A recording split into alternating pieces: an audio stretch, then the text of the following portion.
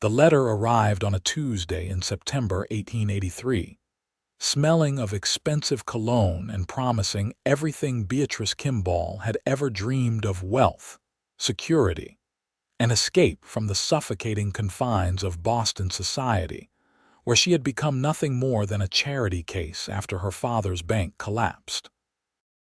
The photograph showed a handsome man standing before what appeared to be a grand house, and his words spoke of prosperity, land holdings, and a life of comfort in the Arizona Territory. What the photograph cleverly concealed, she would discover 3 weeks later as the stagecoach lurched to a stop in Snowflake, Arizona, was that the grand house belonged to his neighbor, and her intended husband lived in something that could generously be called a cabin, and more accurately described as a structure held together by hope and determination. Beatrice stepped down from the coach, her traveling dress covered in dust, despite her best efforts to keep clean during the journey. The September heat in Arizona was nothing like Boston, even in autumn. The air was dry and hot, making her long sleeves feel oppressive.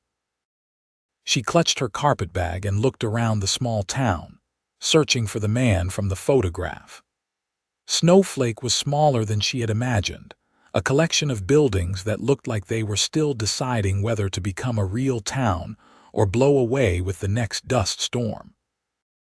There was a general store, a church, what appeared to be a boarding house, and several other structures that lined the dusty main street. "Miss Kimball," a voice called from behind her, and she turned to see a man who bore only a passing resemblance to the photograph. He was shorter, older, with a belly that suggested too much time at the saloon and not enough time working the land he had claimed to own. "I am so sorry, but I must speak with you about a matter of great urgency."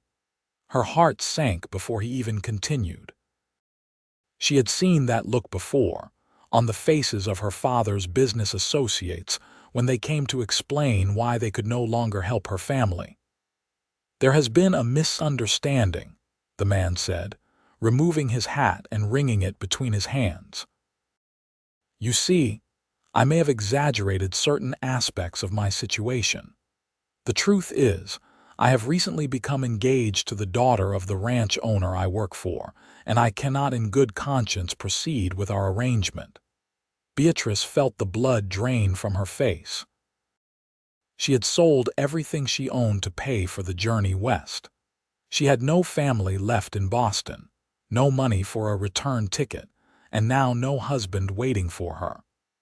The other passengers from the stagecoach were already dispersing, heading toward their destinations while she stood frozen in the street. "I see," she managed to say, her voice remarkably steady considering the panic rising in her chest. "And did you consider mentioning this before I traveled 2,000 miles? I know a fellow who might help," the man said quickly, clearly eager to escape the situation. "Adam Foster. He has a small spread outside of town. Good man. Honest. He has been looking for a wife but does not have much skill with words. I thought perhaps you thought you would pass me along like an unwanted parcel," Beatrice interrupted, her composure cracking. "I will pay him to take you in just until you figure out what to do next," the man insisted. "I owe you that much. Please, Miss Kimball, I know I have wronged you terribly." Before she could respond, another voice cut through the afternoon heat. "You have some nerve, Donovan." Beatrice turned to see a tall man striding toward them from across the street. He wore dusty work clothes, a hat that had seen better days, and boots that were scuffed from hard use. His face was weathered by the sun, with lines around his eyes that suggested he spent most of his time squinting against the bright Arizona sky.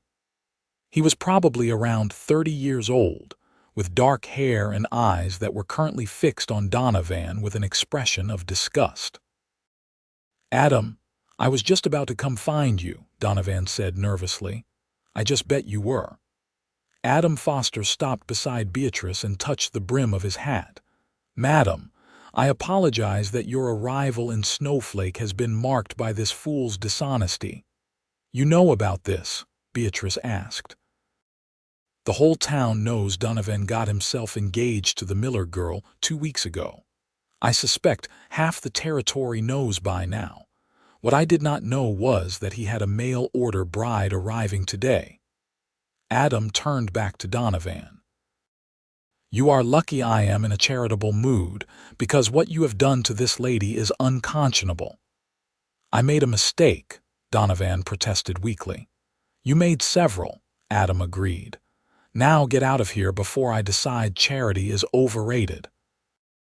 Donovan practically fled, leaving Beatrice alone with this stranger who was looking at her with something that might have been sympathy or might have been pity. She could not decide which would be worse. "I do not need charity," Beatrice said firmly, lifting her chin. "If you could direct me to the boarding house, I will secure a room and determine my next course of action. The boarding house is full, copper miners passing through." Adam shifted his weight, clearly uncomfortable.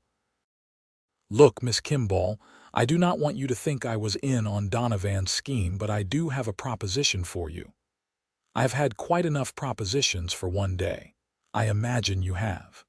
A hint of a smile touched his lips but did not quite reach his eyes. "But hear me out. I do need help. My ranch is small, just me and some cattle and horses. I have been managing on my own, but it is hard work for one person. I could use someone to help with the cooking, the garden, the chickens, basic things. In exchange, I can offer room and board and a small wage, nothing fancy but honest work." "You want to hire me as your housekeeper?" Beatrice tried to keep the shock from her voice. She had never worked a day in her life. In Boston, she had been raised to manage servants, not to be one. "I want to offer you a way to earn your keep until you decide what you want to do next," Adam corrected. "Stay a week, a month, however long you need. Save up enough money for a ticket back east if that is what you want, or stay longer if ranch life suits you. No strings, no expectations beyond honest work for honest pay." Beatrice looked around the dusty street, at the unfamiliar landscape, at the impossible situation she found herself in.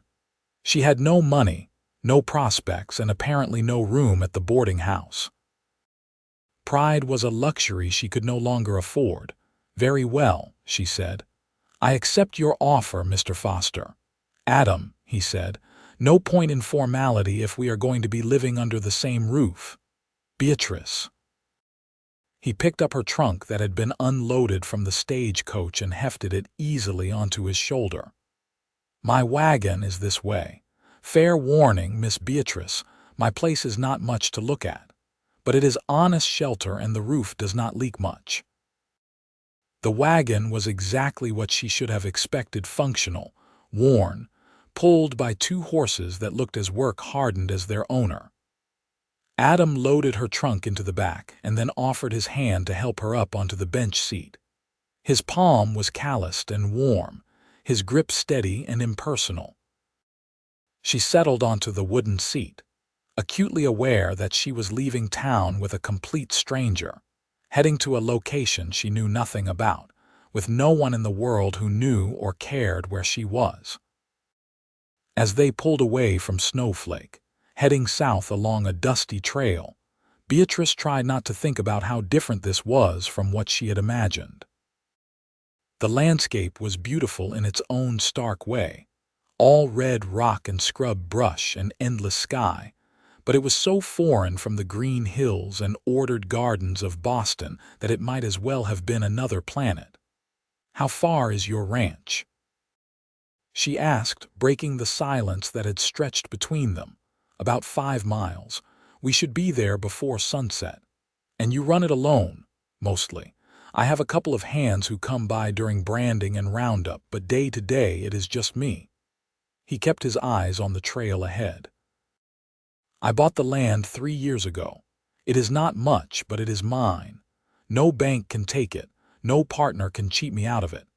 Every fence post and every head of cattle represents work I did with my own hands."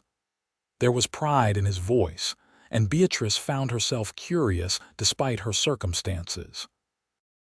"Where did you come from before Arizona, Texas originally?"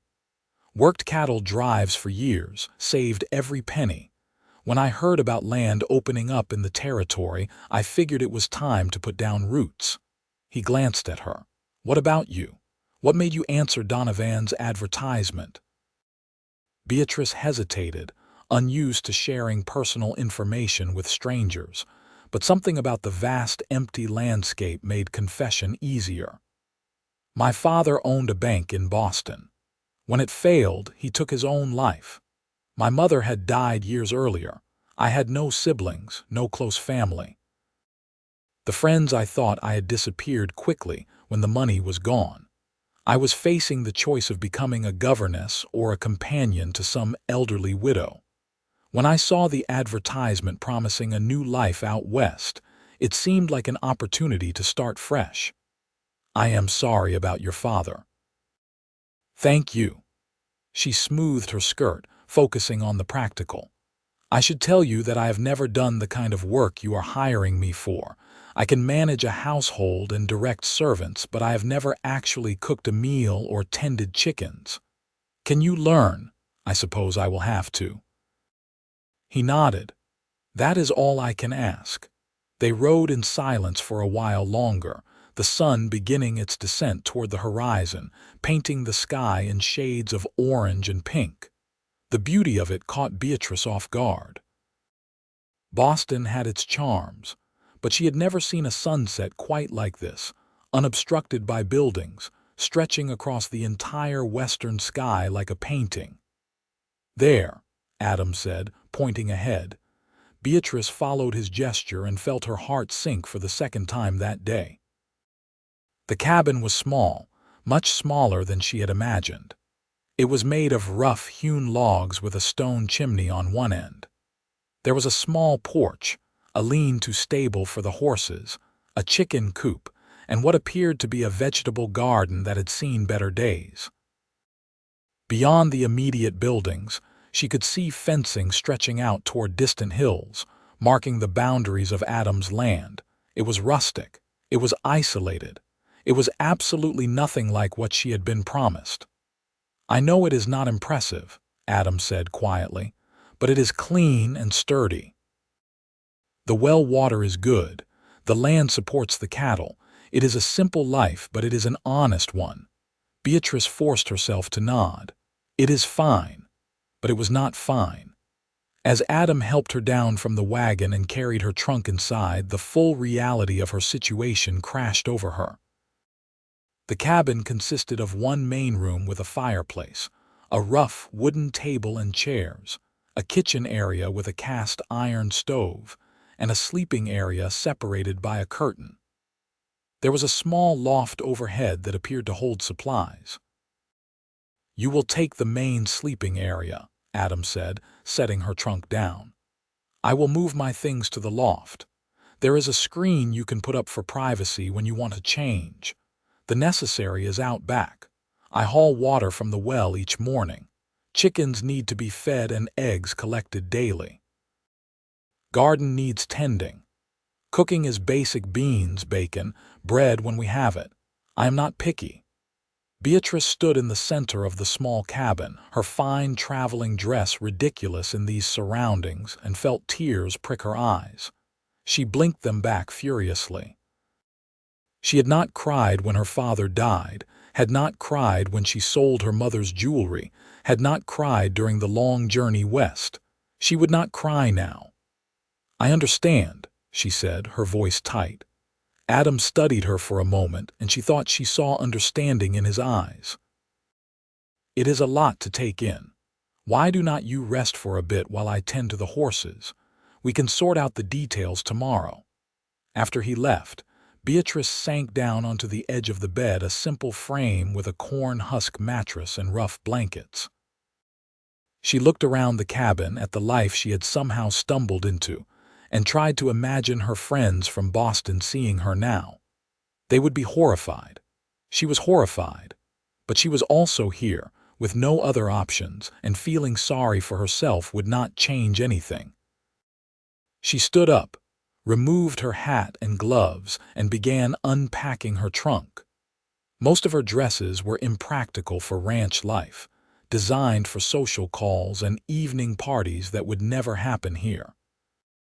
She had one simple day dress that might work, and she resolved to alter some of the others to make them more serviceable. By the time Adam returned, she had changed into the simpler dress and had explored the cabin's meager supplies. There was flour, beans, some dried meat, coffee, and a few other staples. Not much to work with, but she had seen her cook in Boston enough times to have a vague idea of how to make basic meals. "I thought I would attempt to make dinner," she said as he entered. "I cannot promise it will be edible." "I am not a harsh critic." He moved to the stove. "Let me show you how this works. It can be temperamental." They spent the next hour working together in the small kitchen area.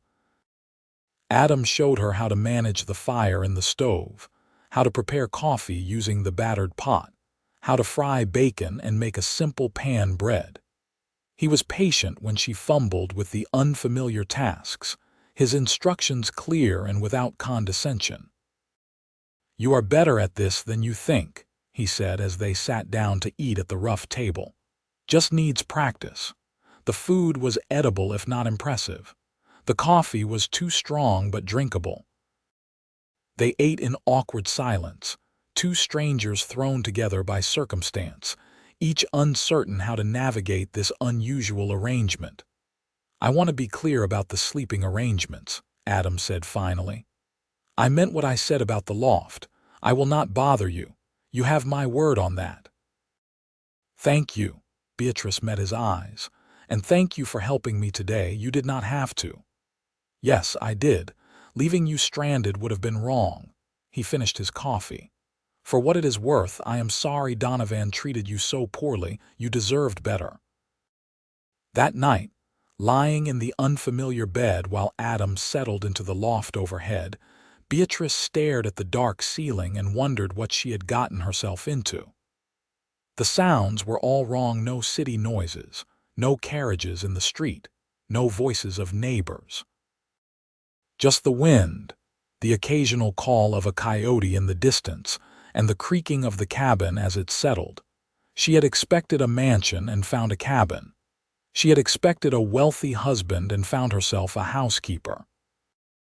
But as she finally drifted towards sleep, she found herself thinking about the quiet strength in Adam's voice when he talked about his land, the kindness in his eyes when he could have simply walked away, and the strange possibility that maybe, just maybe, she had found something else entirely.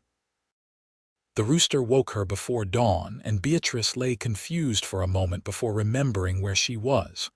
She heard movement from the loft, then the sound of boots on the wooden ladder as Adam climbed down. "Morning," he said quietly, probably trying not to wake her. "Good morning." She sat up, realizing she had slept in her chemise and needed to dress properly. "I will be ready to help shortly. Take your time. I am going to see to the animals." After he left, Beatrice dressed quickly in her simplest gown, though even that felt too fancy for ranch work. She would definitely need to alter her clothes. She found the brush Adam had mentioned behind the cabin, took care of her morning necessities, and returned to tackle the kitchen. The stove fought her every step of the way, but she eventually managed to get a fire going. She made coffee using the method Adam had shown her and was attempting to fry eggs when he returned. "The chickens produced well this morning," he said, setting a basket of eggs on the table. Then he noticed her struggles with the pan. "Here, let me show you a trick." He moved beside her, close enough that she could smell the clean scent of soap mixed with hay and leather. His hand covered hers on the pan handle, adjusting her grip. "You want to keep it moving like this. Keeps the eggs from sticking." Beatrice was acutely aware of his nearness, of his calloused hand on hers, of the strange intimacy of the moment. She had been courted in Boston, had danced with men at parties, but none of that compared to this simple act of learning to cook eggs in a rough cabin in Arizona. "Thank you," she said, and was annoyed to find her voice slightly breathless. He stepped back quickly, as if just realizing how close they had been standing. "You will get the hang of it." Breakfast was better than dinner had been, and Beatrice felt a small surge of pride at producing an edible meal. After they ate, Adam laid out the day's tasks. "I need to ride out and check the north fence line. It will take most of the day. Can you manage the chickens, collect any more eggs, and maybe try to salvage what is left of the garden? If you can pull the weeds and water what is still alive, that would be a great help." "I can do that." "There is a rifle by the door. Do you know how to shoot?" Beatrice shook her head. "Then leave it alone. You are close enough to town that you should not have trouble, but if you need help, fire 3 shots in the air. I will hear it, and so will anyone else nearby." He hesitated. "I do not like leaving you alone so soon, but those fences will not fix themselves." "I will be fine. I am quite capable of managing a garden and some chickens." That confidence lasted approximately 30 minutes. The chickens, it turned out, were aggressive and territorial. The rooster in particular seemed to take personal offense at her presence. The garden was more weeds than vegetables, and she had no idea which plants were which. By mid-morning she was hot, sweaty, covered in dirt, and wondering if she had made a terrible mistake. But she was also determined. She had survived her father's death, survived the social ostracism in Boston, survived the journey west and Donovan's betrayal. She would survive some chickens and a neglected garden. By the time Adam returned late that afternoon, Beatrice had managed to collect the eggs without getting pecked too badly, had pulled what she hoped were weeds from the garden, had watered everything liberally, and had started a pot of beans for dinner. Her dress was ruined, her hands were blistered, and she was fairly certain she had never been so tired in her life. "You have been working hard," Adam said, surveying the garden. "Good job distinguishing the vegetables from the weeds. Some folks cannot tell the difference."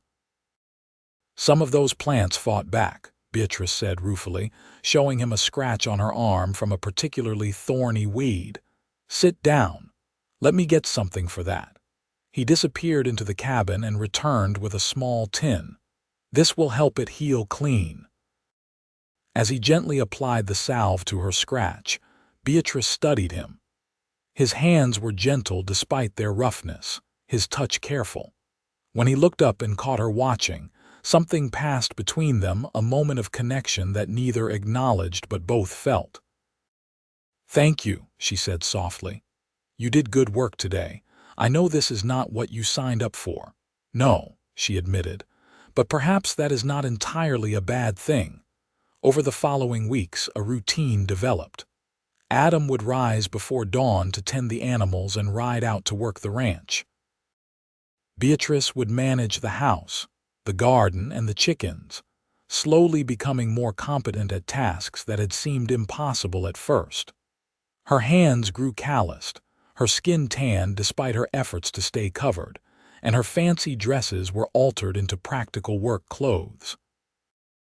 They ate together morning and evening, their conversations gradually moving beyond the practical into more personal territory.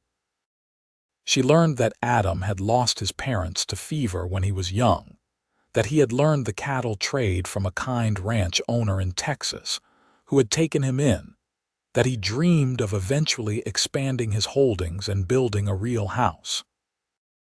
He learned about her privileged childhood, her love of reading, her talent for playing piano, a skill that seemed useless out here, but that he found fascinating.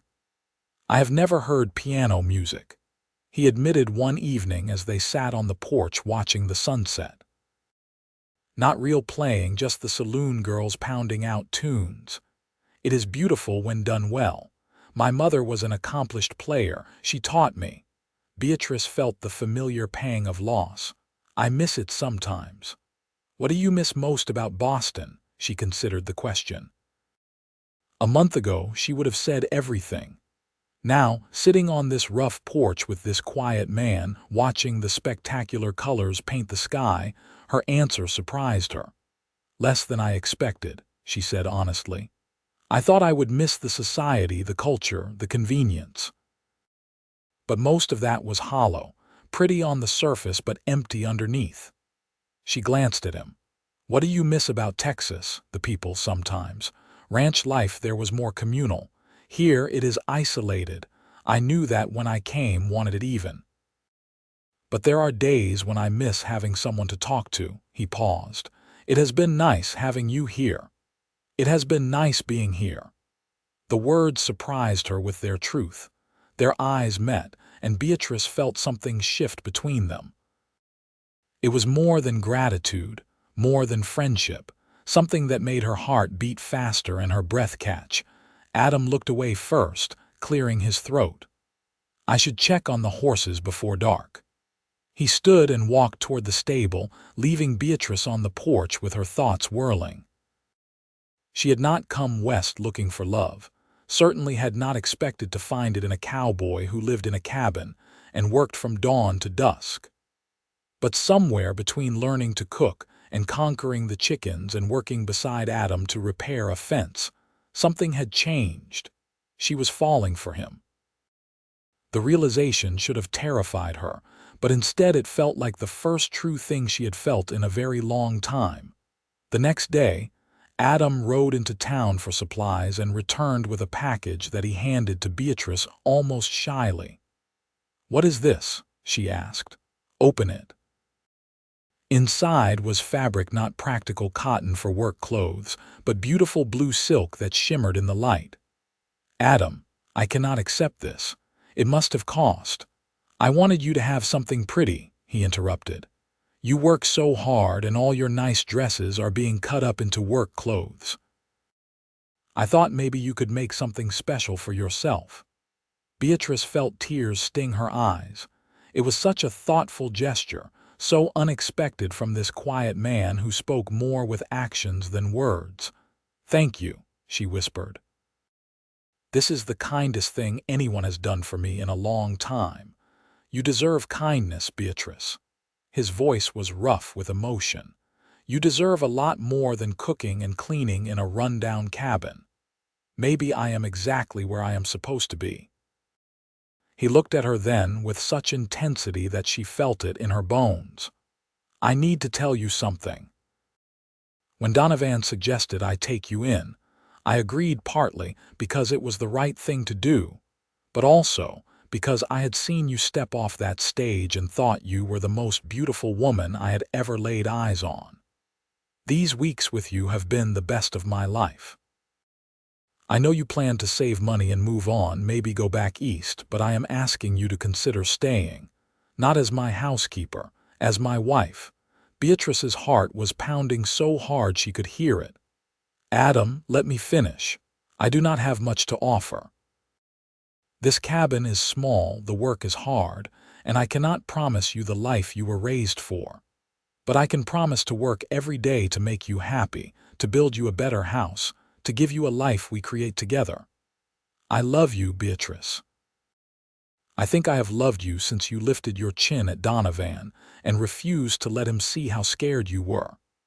"I am still scared," she admitted. "Terrified, actually. I never imagined falling in love with a cowboy in Arizona. I never imagined being happy hauling water and fighting with chickens. But I am happy, Adam. Happier than I ever was in Boston, and I love you too." He stood slowly, crossing to where she sat, and took her hands in his. "Is that a yes?" "That is a yes," she laughed, feeling lighter than she had in years. "Though you should know you are getting a terrible bargain. I still cannot cook very well, and the rooster hates me. The rooster hates everyone, and your cooking has gotten much better." He pulled her up into his arms, and for a moment they just held each other, two lost souls who had somehow found home. Then he kissed her, soft and sweet and full of promise.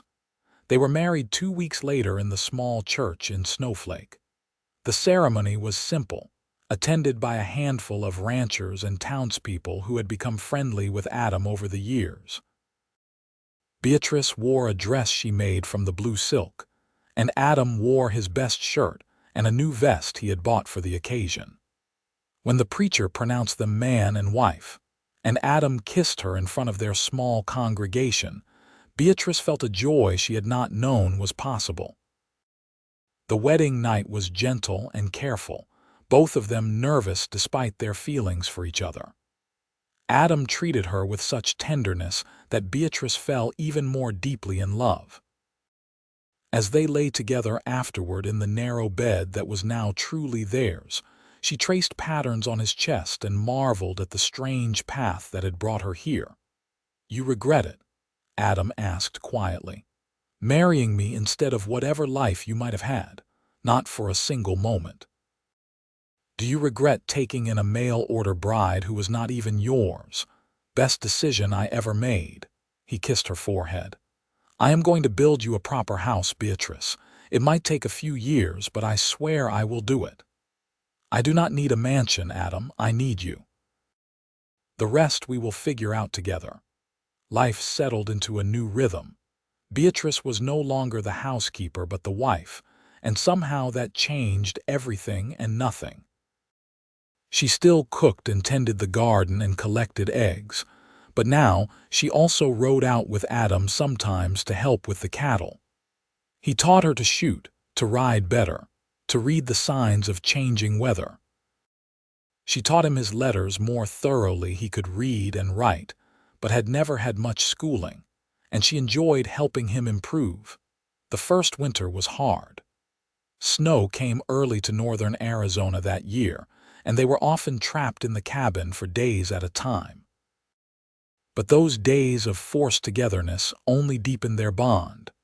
They talked for hours, played card games, made love in the warmth of the fireplace.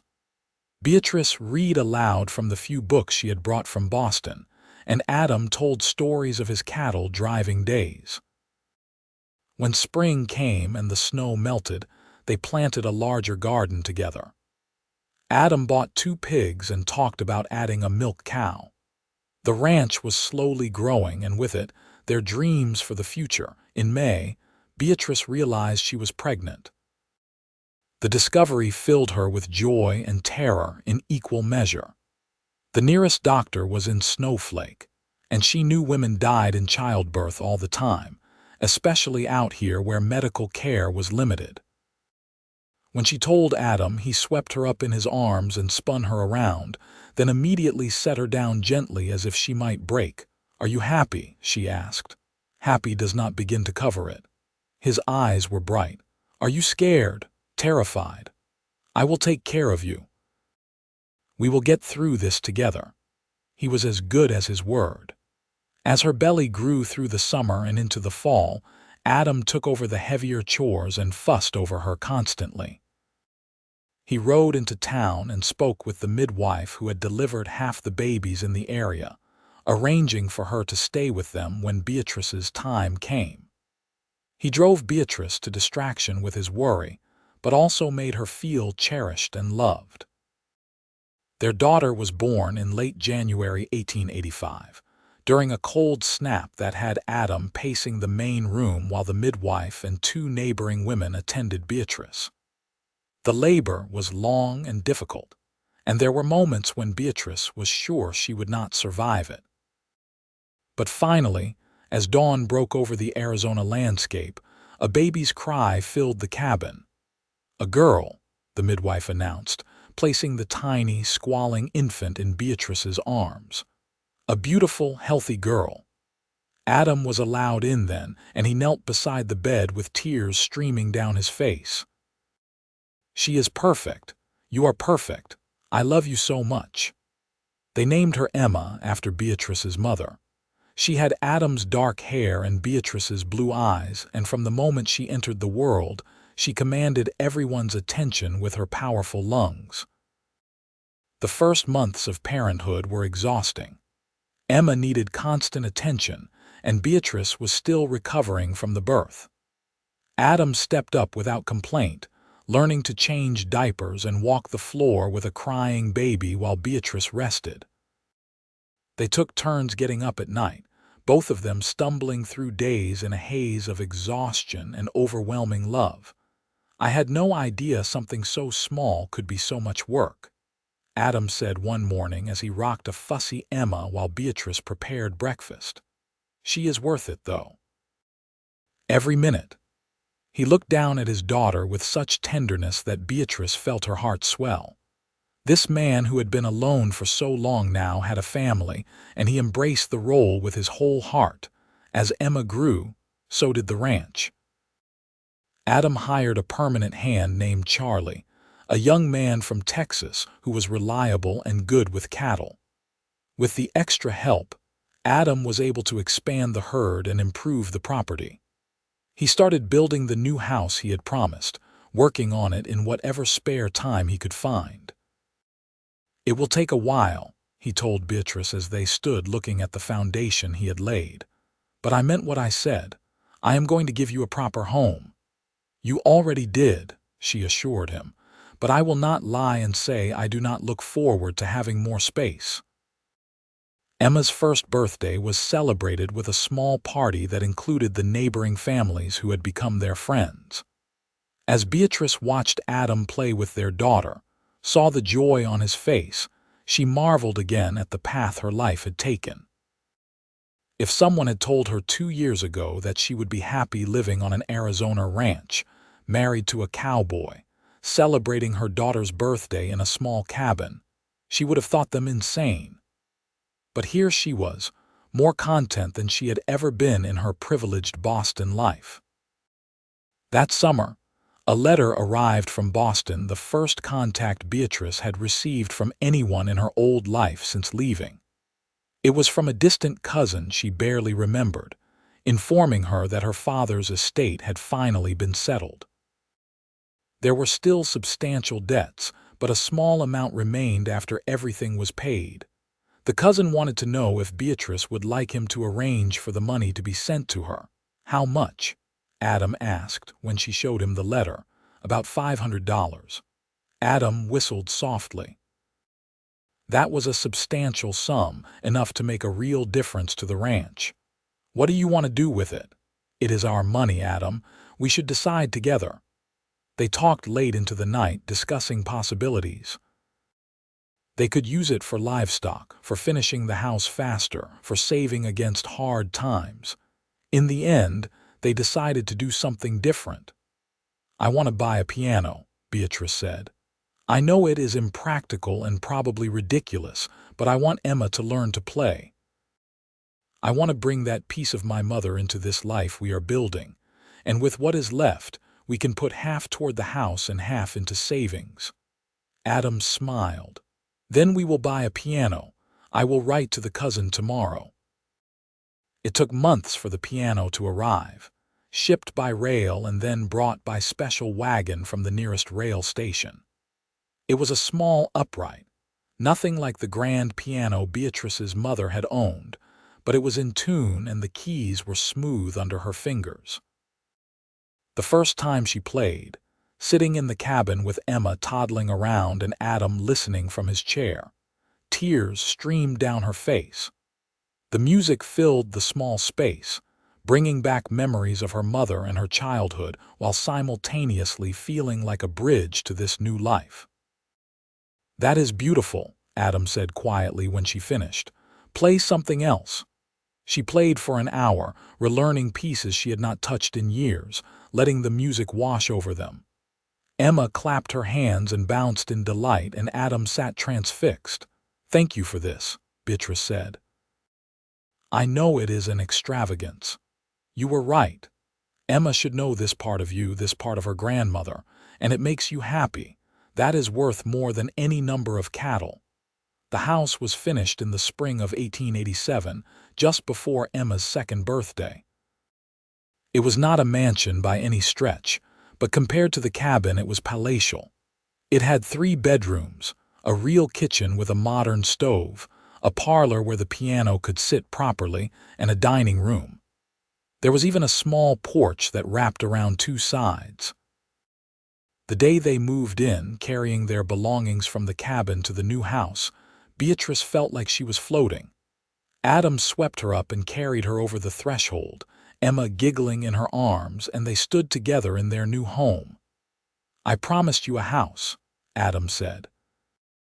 "You promised me much more than that, and you delivered every time." She kissed him soundly. "I love you, Adam Foster." "I love you, Beatrice Foster, best mail-order bride a man could accidentally acquire." She laughed at that. It had become their private joke, the way they referred to the bizarre circumstances of their meeting. What had seemed like a disaster at the time had turned into the greatest gift of both their lives. That night, after Emma was tucked into her new bedroom and the house was quiet, they christened their new bedroom properly. Afterward, lying tangled together, Adam traced circles on Beatrice's bare shoulder. "I have been thinking," he said.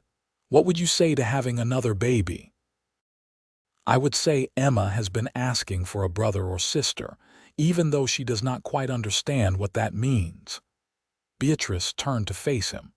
"I would like that very much." Their son was born in early 1888, a strapping boy they named James after Adam's father. If Emma had been a relatively easy baby, James made up for it.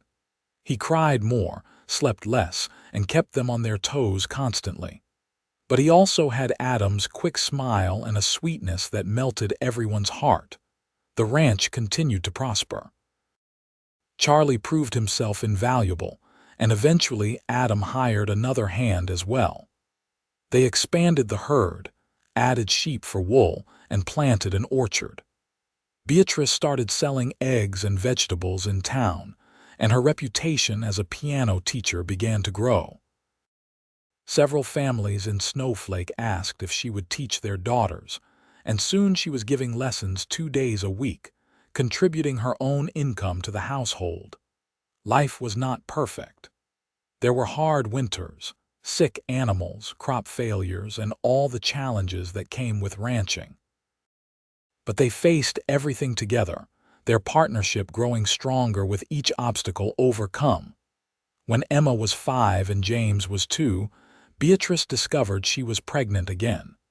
This pregnancy was harder than the others, leaving her tired and sick for months.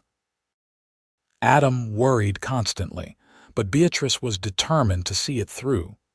Their second son, Thomas, was born in the fall of 1889.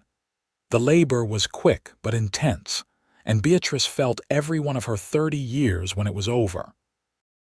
But Thomas was healthy and beautiful, and as she held him and looked around at her family, Adam hovering protectively, Emma trying to get a better look at her new brother, James toddling over with a toy to share, she felt overwhelmed with gratitude. 3 children, Adam said wonderingly that night. "We have 3 children. Are you happy?" "I did not know it was possible to be this happy." He kissed her forehead. "You gave me everything, Beatrice. A family, a home, a purpose beyond just surviving. I wake up every morning grateful that Donovan was a lying fool." She laughed at that. "I should probably write him a thank you letter. He married the Miller girl, you know. She leads him around by the nose. I hear he is miserable." Good. They rarely thought about those early days anymore, about the confusion and betrayal that had brought Beatrice to Snowflake.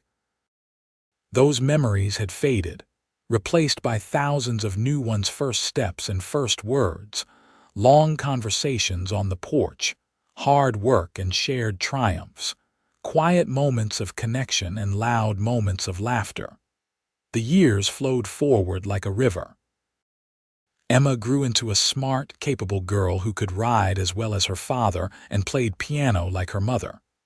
James was all boy, constantly dirty and into everything, but with a heart of gold. Thomas was quieter, a thinker who would sit for hours watching ants march across the porch or clouds drift across the sky. In 1892, Adam was elected to the Territorial Council, representing the interests of small ranchers in the area.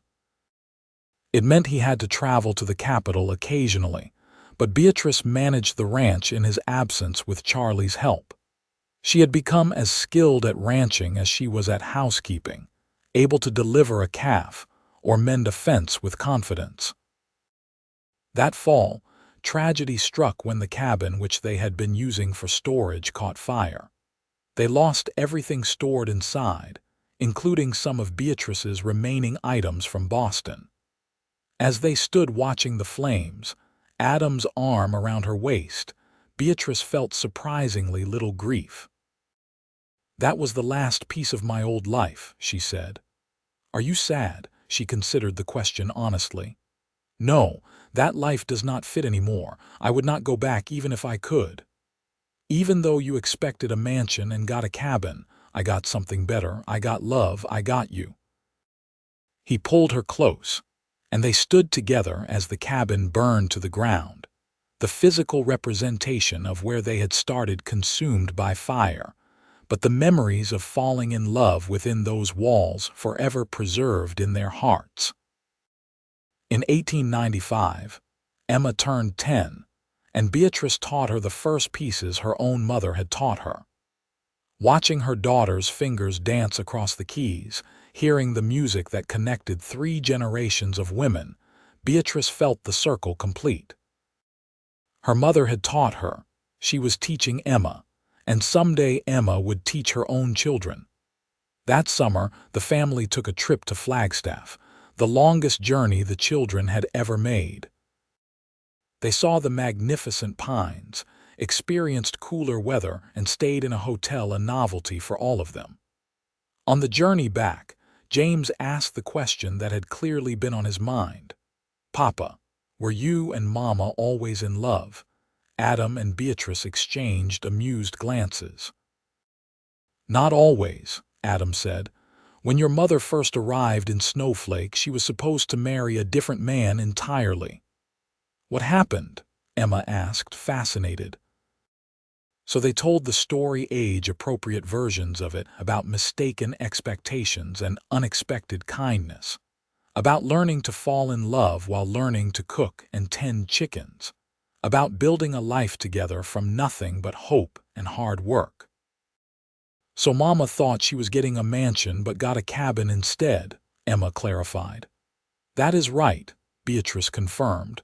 "But the cabin was better because it had Papa in it." "Exactly."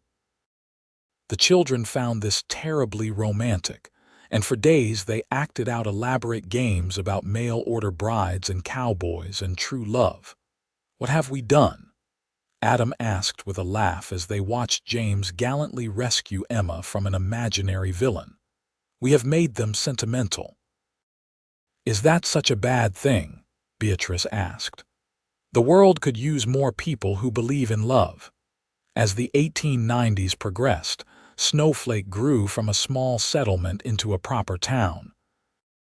The territory was changing, becoming more civilized, and there was talk that Arizona would eventually become a state. Adam was deeply involved in local politics, working to ensure that small ranchers and farmers had a voice in the changes sweeping the territory. Beatrice had become a pillar of the community in her own right. She taught piano to a dozen students, served on the church committee, and organized a lending library in town. The frightened girl who had stepped off the stage in 1883 was gone, replaced by a confident woman who had found her place in the world. In 1898, Emma at 13 announced she wanted to be a teacher. Beatrice and Adam discussed sending her to the territorial normal school when she was old enough. It would be expensive and difficult, but they were determined their children would have opportunities they had not had. James wanted to be a rancher like his father, which surprised no one. At 10, he was already Adam's shadow, learning everything he could about cattle and horses and land management. Thomas, at 8, remained hard to pin down. He loved books and music but also enjoyed working with his hands. "He will find his way," Beatrice assured Adam. Some people need more time to discover who they are meant to be. That year brought a scare when Adam was thrown from a horse and broke his arm badly. Beatrice drove him to town for the doctor, then brought him home and nursed him through weeks of healing. It was the first time he had been seriously injured, and it reminded them both of their mortality. "What would you have done if you had lost me?" Adam asked one night as she helped him into bed. "Carried on," Beatrice said honestly, "because that is what you do. But I would have mourned you every day for the rest of my life. You are the best thing that ever happened to me, Adam Foster. Do not do anything stupid like dying." "I will do my best." He healed slowly but completely, and by spring was back to full work. But the incident had shaken both of them, made them think about the future and what would happen to their family if something happened to one of them. They made arrangements, talked to a lawyer in Flagstaff, ensured that everything was documented properly. "Morbid conversations for such a beautiful evening," Adam commented as they sat on the porch after dinner, watching the sun set over the land they had built together. "Necessary ones, though." Beatrice took his hand. "We have built something wonderful here. I want to make sure it lasts, no matter what happens." "It will last. Our children will inherit the ranch, raise their own families here. They will tell their children about how we met, about the mail-order bride who got sent to the wrong cowboy." He smiled. "It is a good story. It is a great story. Even better because it is true." As the new century approached, there was a sense of excitement and change in the air. The 19th century had been one of expansion and growth, and everyone wondered what the 20th century would bring. Beatrice, looking back at her own personal journey from Boston debutante to Arizona ranch wife, felt ready for whatever came next. On December 31st, 1899, they held a party at the ranch. Friends and neighbors came from miles around to celebrate the turn of the century. The house was packed with people. The piano played for hours and children ran wild in and out of the rooms. At midnight, Adam raised a glass to toast the new century, but his eyes were on Beatrice. "To the 20th century," he said. "May it be half as good to us as the 19th was." Later, after everyone had gone home and the children were asleep, Beatrice and Adam stood on the porch looking up at the stars. The night was cold but clear, the sky scattered with more stars than seemed possible. "You ever think about that day at the stage stop?" Adam asked. "About how different things could have been?" "Sometimes. If Donovan had not been a coward, if you had not been kind, if I had somehow managed to get back to Boston, so many moments where everything could have gone differently." She leaned against him, but it did not. "I found you and you found me, and we built this beautiful life together. Best accident that ever happened to me. Not an accident, fate, it had to be. Nothing else explains how everything fell into place so perfectly." In 1902, Emma left for normal school. Watching their daughter board the stage was one of the hardest things Adam and Beatrice had ever done. The house felt empty without her, even with James and Thomas still at home. But they were proud of her courage and determination, and her letters home were full of excitement about her studies. James was now 14 and essentially running the ranch alongside Adam and the hired hands. He had grown tall and strong, with his father's work ethic and his mother's organizational skills. Thomas at 12 was still figuring himself out, spending time in the barn building elaborate contraptions and working on inventions that sometimes worked and sometimes exploded spectacularly. "He is going to be an engineer," Beatrice predicted after Thomas successfully rigged up a system to pump water from the well with minimal effort. "God help us all," Adam said, but he was grinning with pride. In 1904, Emma graduated and returned to Snowflake to teach at the newly expanded school. She was 18, confident and beautiful, and Beatrice saw echoes of herself at that age in her daughter. But Emma had advantages Beatrice had never had: a supportive family, useful skills, and the freedom to choose her own path. That same year, James met a girl at the county fair and fell hard. Mary was the daughter of a rancher from a neighboring county, and she was as horse-crazy as James was. They courted for a year before James, at 17, asked Adam's permission to marry her. "You are young," Adam said carefully. "The same age you were when you started ranching on your own. And I have been working this land all my life. I know what I am doing. Do you love her more than anything?" Adam looked at Beatrice, who nodded slightly.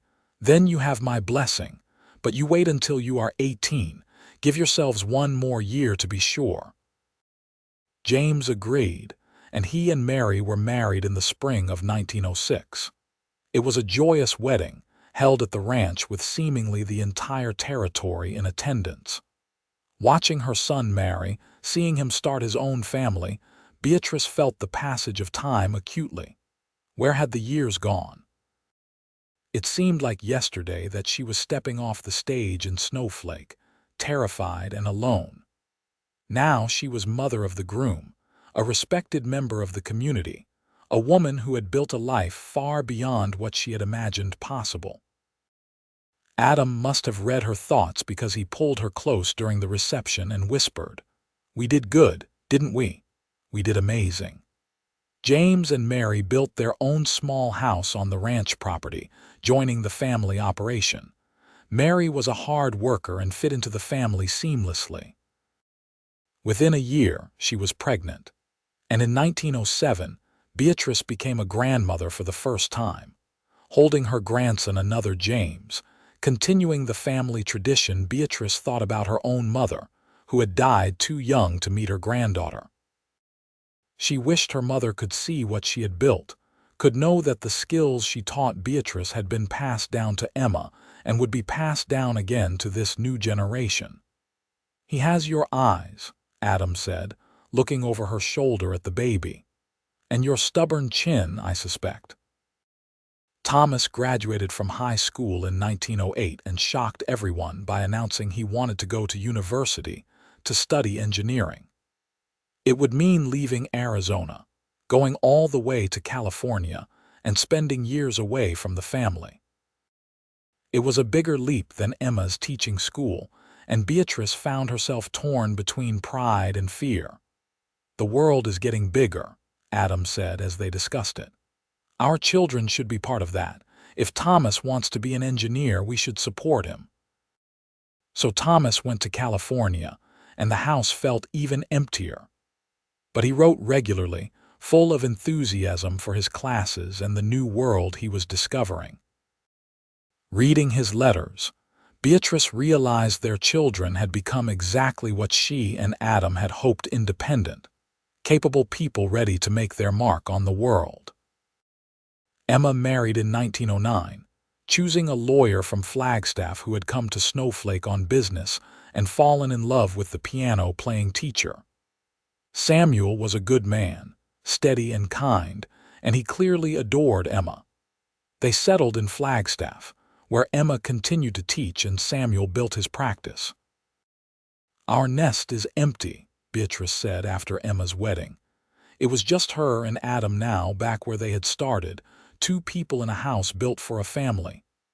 "Not empty," Adam corrected. "Just quieter. And James and Mary are right next door. We will have plenty of grandchildren to keep us busy." He was right. Over the next few years, James and Mary had 3 more children, and Emma had 2. The ranch became a gathering place for the growing family, especially during holidays when everyone came home. The house that Adam had built rang with laughter and music, and the sound of children playing, just as it was meant to. In 1912, Arizona finally achieved statehood. Adam was part of the celebration in the Capitol, representing Snowflake at the historic moment. When he returned home, he brought Beatrice a framed copy of the new state constitution. "We are part of history," he said. "We helped build this state, raised our children here, made it home. Strange to think I almost never came here at all. But you did, and thank God for that." They were in their 50s now, both showing the wear of hard work and Arizona sun. Adam's hair was more gray than dark, and Beatrice had lines around her eyes that no amount of cream could erase. But they were healthy and active, still working the ranch together, still finding joy in each other's company.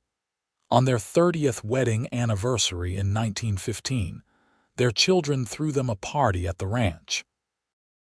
Everyone came: James and Mary with their 4 children, Emma and Samuel with their 2, Thomas home from California, where he was now working for a company that built bridges.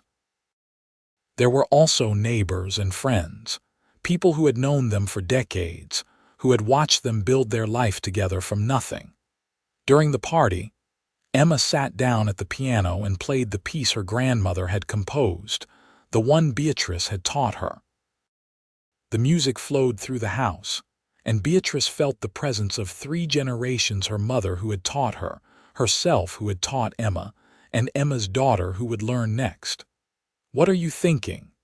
Adam asked, finding her alone on the porch for a moment of quiet. "That I expected a mansion and found a cabin, but what I really found was everything I never knew I needed. Love, family, purpose, home, all the things money cannot buy. Any regrets? Not a single one. Just that I did not meet you sooner. But then, maybe it had to happen exactly the way it did. Maybe we both needed to take the paths we took to be ready for each other." She turned to face him, this man who had taken in a desperate stranger and given her a life beyond her wildest dreams. His face was weathered and lined, but his eyes still held the same kindness that had drawn her in 30 years ago.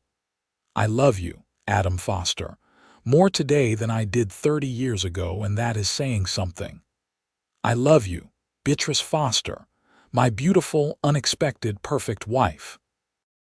They kissed as the sun set over the Arizona landscape they had made their own, surrounded by the sounds of their family, their legacy, their love. Thomas surprised everyone in 1917 by bringing home a fiancée from California, a smart young woman named Alice who designed buildings.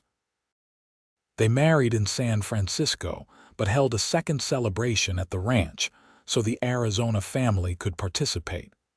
Watching her youngest son marry, Beatrice realized she had lived to see all her children settled and happy. What more could a mother ask for?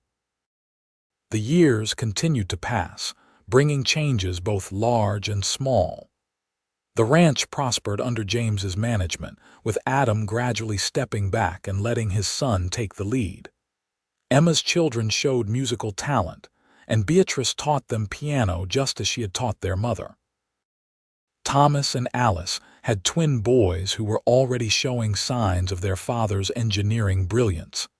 In 1923, on a perfect spring day, Adam and Beatrice sat on the porch of the house he had built for her almost 40 years earlier. They were grandparents many times over, with great-grandchildren on the way. The ranch stretched out before them, vital and productive, a testament to what 2 people could build together. "You remember the day we met?" Beatrice asked. "You told me your place was not much to look at, and I thought my life was over. And now I know my life was just beginning. Everything before that was just prelude, preparation for the real story." Adam took her hand, his grip still strong despite his 70 years. "Best story I ever lived. Best love I ever knew." They sat in comfortable silence, watching the sun paint the sky in brilliant colors, listening to the sounds of their grandson practicing piano in the house, knowing that dinner would soon bring the family together around the table. It was an ordinary moment in a life full of them, but that was the beauty of it. They had built something extraordinary out of the ordinary, had found profound love in simple moments, had created a legacy that would last for generations. Beatrice Kimball had stepped off a stage in Snowflake, Arizona, in 1883, expecting a mansion and a wealthy husband. Instead, she found a cabin and a cowboy who gave her something infinitely better. She found home, purpose, family, and a love that sustained her through 40 years of joy and sorrow, triumph and struggle. She found herself, and that, she thought as Adam squeezed her hand and smiled at her with eyes full of love and shared history, was the greatest treasure of all. Years continued to accumulate like the rings of a tree, each one marking growth and change. In 1925, their 50th wedding anniversary arrived, a milestone Beatrice had never imagined reaching back when she was a frightened 25-year-old in a strange land. The celebration was enormous, with family coming from across the state and even from California. The house could not hold everyone, so they set up tables outside, creating a feast that lasted from noon until the stars came out. James stood to give a toast. His own children gathered around him. My father once told me he took in a mail-order bride who was not even meant for him. He said it was the best decision he ever made. Growing up, I watched my parents build not just a ranch, but a partnership. They showed me what real love looks like, the kind that works hard, that sacrifices, that chooses each other every single day. Dad, Mom, thank you for showing us the way. Emma spoke next, her voice carrying the authority of her years as a teacher. My mother came west expecting one life and found something completely different. But she adapted, she learned, she thrived. She taught me that strength is not about never being afraid, but about facing your fears and building something beautiful anyway. She also taught me piano, passed down grandmother's music, and created a legacy of art and beauty alongside all the practical work of ranch life. Thomas, ever the engineer, raised his glass with a grin. My parents built something that lasts. Every bridge I design, I think about the foundation they laid for our family. Strong, enduring, able to weather any storm. Happy anniversary to the two best people I know. Beatrice cried through all of it, happy tears that Adam gently wiped away. When it was her turn to speak, she stood with his hand in hers and looked out at the sea of faces: children, grandchildren, great-grandchildren, friends who had become family. 50 years ago, I arrived in Snowflake feeling lost and betrayed. I thought my life was ending. Instead, I met a man who showed me kindness when he did not have to, who offered me dignity and work and eventually love. These 50 years have not always been easy. We have lost friends, weathered droughts, survived illnesses and accidents and all the trials that come with living. But through it all, we have had each other. Adam gave me a life I could never have imagined, and I hope I gave him the same. This family, this ranch, this love, it is all built on that first moment of unexpected kindness. Never underestimate the power of choosing to help someone, to be kind, to open your heart to possibility. The party lasted late into the night. Someone brought out a fiddle, and there was dancing under the stars. Adam swept Beatrice into his arms for a waltz, and despite their age, they moved together with practiced grace. "Tired, old woman," he teased gently. "Not too tired to dance with you, old man." They laughed together, and Beatrice felt 17 again, felt that first flutter of love, felt all the years collapse into this single perfect moment.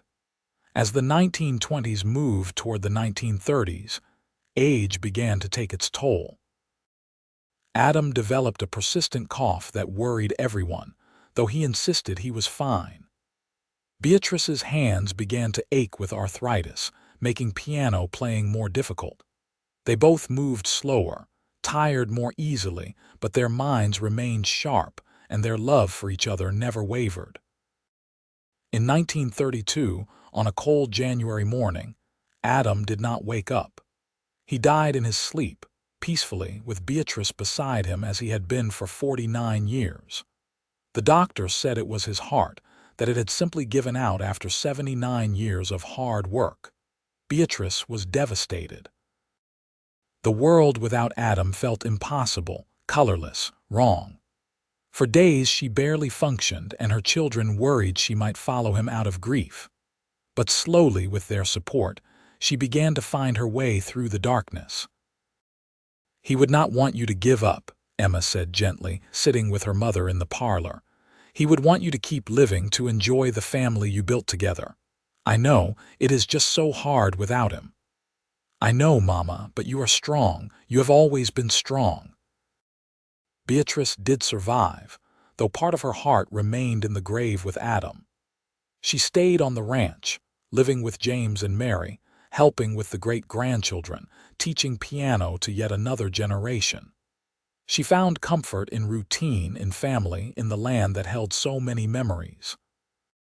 She lived to see the Great Depression test everything they had built, but the ranch survived, made it through because of the strong foundation Adam had laid. She lived to see her grandchildren grow and marry and have children of their own. She lived to see Thomas become a renowned engineer whose bridges spanned rivers across the West. She lived to see Emma become principal of the Snowflake School. She lived to see James expand the ranch to twice its original size. On a spring morning in 1940, Beatrice Foster died quietly in her sleep at the age of 82. She was buried beside Adam in the Snowflake Cemetery, her headstone reading simply, "Beatrice Kimball Foster, beloved wife, mother, and grandmother, she found her home." At her funeral, the church was packed. 4 generations of her descendants were present, along with what seemed like half the town. Emma played the piano, performing her grandmother's composition one last time, and there was not a dry eye in the building. James stood to speak, his own hair now more gray than brown, his face weathered by decades of Arizona sun. "My mother used to tell us the story of how she arrived in Snowflake expecting a mansion and found a cabin instead. She said she got something better. She got love. She got my father. She got all of us. The legacy she leaves is not just this ranch or the money or the things you can touch. It is the example of a life lived with courage, grace, and love. She showed us how to face disappointment and turn it into triumph. She showed us how to build something lasting. She showed us that home is not a place but the people you love. I will miss her every day, but I am grateful beyond measure that she was my mother." As the years rolled forward, the story of Adam and Beatrice became family legend, told and retold to new generations. The ranch remained in the family, passed down through James's line, growing and evolving but always honoring the foundation the original couple had laid. The piano stayed in the family too, eventually becoming an antique that Emma's great-granddaughter learned to play. Snowflake grew from a small territorial settlement into a proper Arizona town, but it never forgot its founding families. A historical society preserved the stories of the early settlers, and prominent among them was the tale of the mail-order bride who came to the wrong cowboy and found true love. The cabin where they had first fallen in love was long gone, burned away decades earlier. But the house Adam built still stood in the 1990s, lovingly maintained by the family, a testament to craftsmanship and care. Visitors to the ranch could see the foundation stones he had laid, the beams he had raised, the windows he had installed, dreaming of the life he would share with Beatrice within those walls. In 2000, more than a century after Beatrice first arrived in Arizona, the family held a reunion at the ranch. Descendants came from across the country, teachers and engineers and ranchers and lawyers and doctors, all of them carrying forward some piece of the legacy Adam and Beatrice had created. They stood together looking at the land, at the mountains in the distance, at the endless Arizona sky, and someone suggested they recreate the photograph from the 50th anniversary party. 5 generations gathered on the porch of the house Adam built, ranging from great-great-great-grandchildren barely able to walk to James and Mary's surviving daughter, now 94 years old. As the camera clicked, capturing the moment, someone asked the oldest generation to tell the story one more time. And so the tale was told again, passed from those who remembered it firsthand to those who would carry it forward into the future.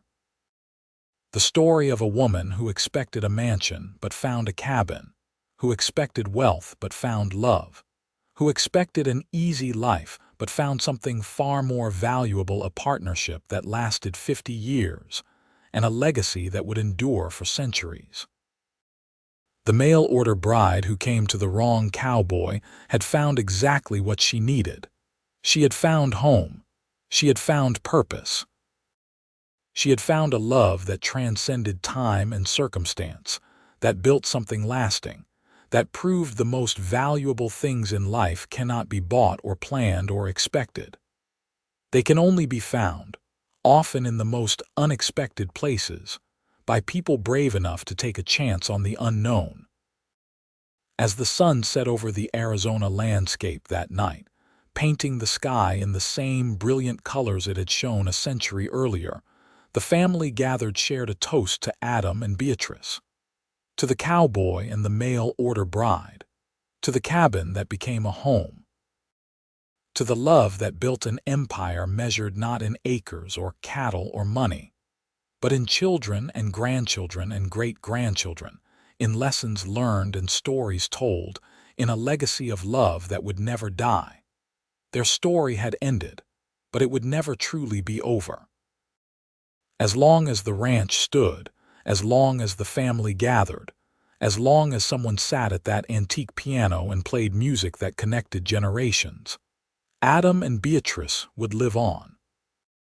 Not in the things they built or the land they claimed, but in the love they shared and the family they created and the example they set. They had shown that sometimes life's greatest gifts come wrapped in disappointment, that the wrong turn can lead to the right destination, and that love, real, lasting, transformative love, is worth more than all the mansions in the world. And that was how their story ended, and also how it never ended at all.